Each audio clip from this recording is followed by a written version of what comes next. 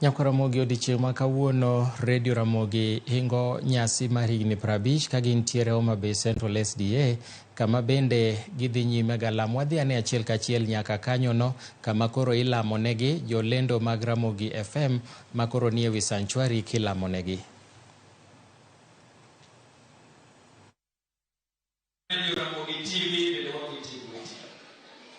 Erokamano kuom mede kaka kod lendo mar wang' jowi e piny mar Kenya. Koro bende gi jotelo mag branches mag Radio Ramogi TV, mag TV Ramogi kod Radio Ramogi. Be walemo ne the director mar Radio Ramogi kod TV Ramogi, Dr. Macharia, gi family mare Jehova Nyasaye. Ye pardi, ye melocho.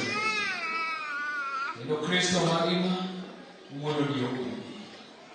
Kagi celebrate bedo gi kuom higni 20. Nyasachwa ipane yachgo maneni kodgi to nonindo par familia magima kod giti.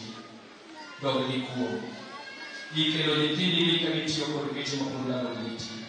Ka gibiro dok, nigi giti ma kod dalo giti. Tich magitiyo ka, Nyasachwa gima giyudo, igwegi, to dongi, e okige duto nyaka e chima chi. Duomo dongi polo malo ni kichwa pili kuom Yesu Kristo mwadwa. Amen.